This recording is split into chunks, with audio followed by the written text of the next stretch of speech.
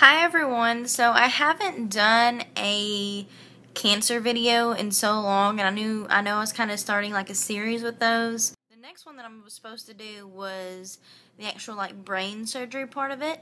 So I thought I would go ahead and do that today. I had my surgery on March 6th. First of all, can I just say that you will get no sleep the night before. At all. Like, I was so nervous and so, I mean, hello, it's brain surgery. It's pretty damn serious. You're getting your brain operated on.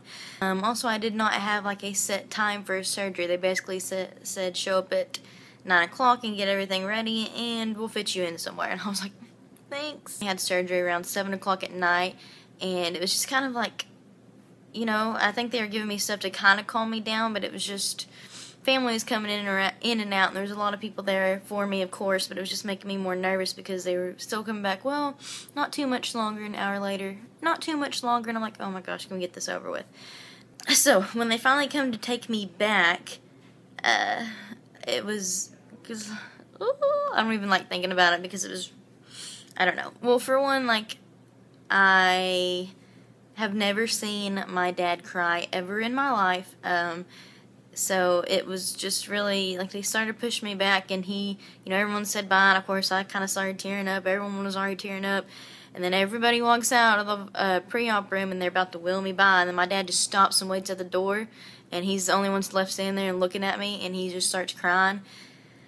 Oh my gosh. So, like, I'm sitting there fighting back tears, trying not, and then I start crying, and then, you know, I told them, I said, and through, like, fighting off tears, I said, you're going to have to knock me out. And they stopped me. They're like, what? I said, no. I said, you can't take me back to that room. I said, you're going to have to knock me out right now. I said, or I'm going to freak out. I'm going to lose it. I'm going to lose it. So, next thing I know, I'm out. So, I was very thankful they were doing that. So, the next thing I remember, I'll insert a picture right here.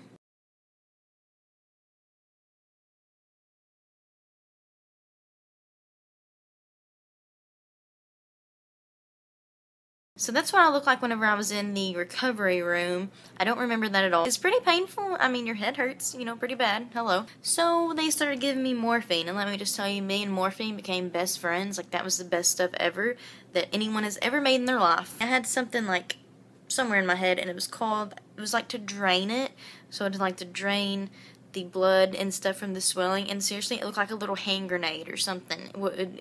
It was so gross. I had to have them put that behind my bed. I'm like, I can't see that. Sleep at I think it was a 30 or 40 degree angle. The whole time I was in the hospital, I could never be lower than that in case of swelling and everything. And so it was so uncomfortable. The nicest ICU nurses, and she came in there, she's like, you can move, you know. And for 2 days straight, I didn't move. I mean, I was terrified to move. When I came out, my whole right arm was pretty much numb. I had a possibility of losing all my senses.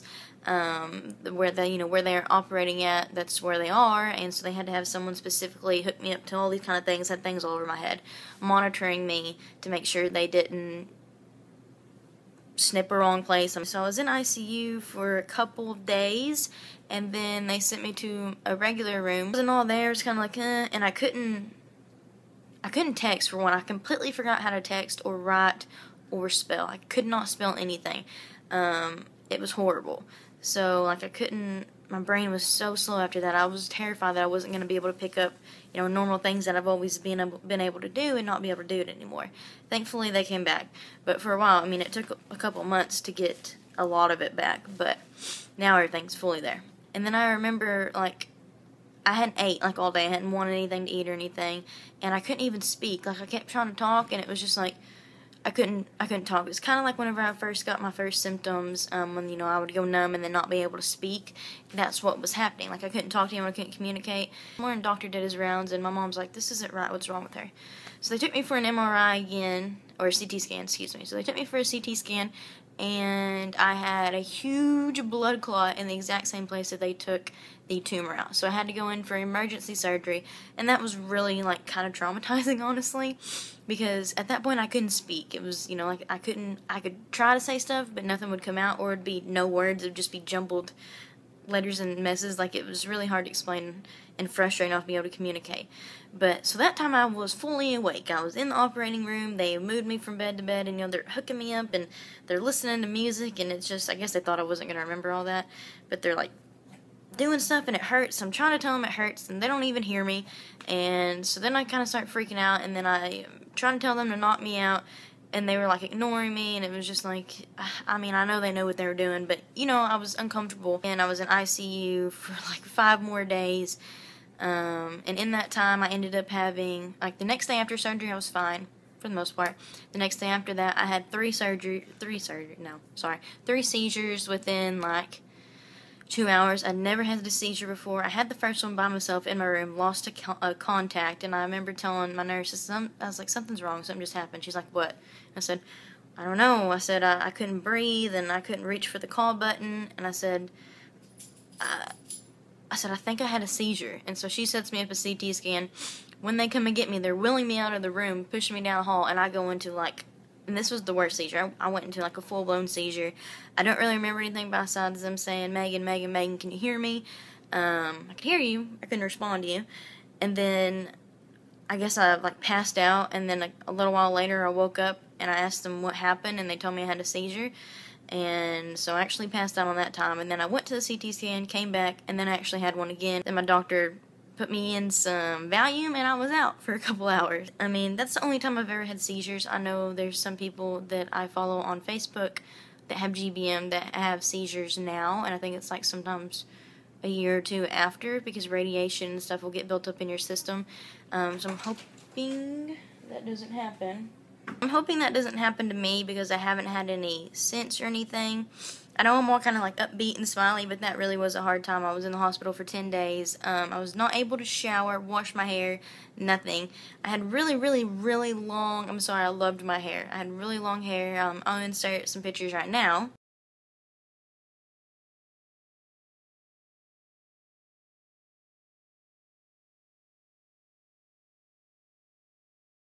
So I had really long hair, and then I had to cut it to like so short, because whatever they used to like braid my hair and get it out of the way, it wouldn't come out. I mean, it weaved, tangled it, washed it. I even put, what is that, WD-40 or DW-40?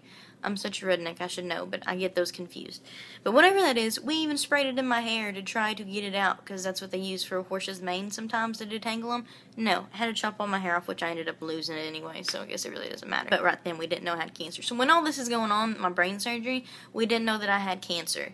I could barely walk, could barely talk, could barely speak, couldn't even really think or spell. I mean, it was pretty bad for at least the first month. Like, I completely didn't feel like myself, and I just remember crying and saying I just wanted to feel like myself again.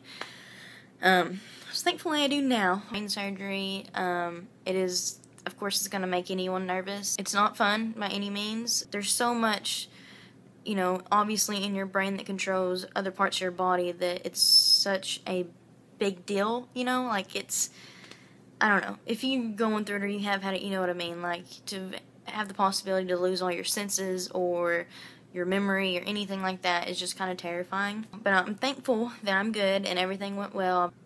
I would just say have a really, really good support system. There's really, I mean, you can say, hey, be calm.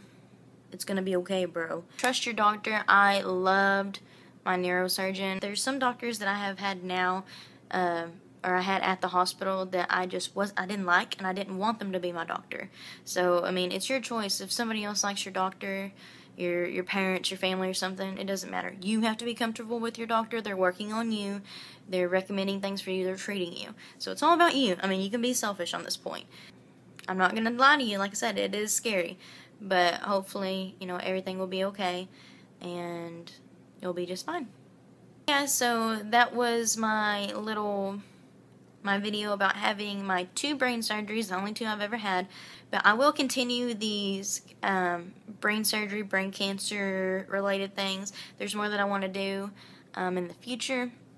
So be looking out for those, because I know I got some subscribers when I started doing these. So if you did subscribe to me for this reason, I will start doing more of these videos for you guys. If you do have any questions, you are going through this, you know anyone's going through this, feel free to reach out to me. I love connecting with people that have, you know, the same thing as me. There's this one girl that I really love, Danielle, on Instagram, that I just love to talk to as much as I can on there, because we are around the same age, have the same thing, and I don't find too many. I mean, there's a lot of people that have it, and there's really not an age. It doesn't discriminate against age, but I haven't found any that are like really close to my age that I've been able to communicate with. So I enjoy that. I think it's cool. So if you know anyone or anything, my Instagram will be down below. And yeah, thanks again for watching, guys, and I'll talk to you later.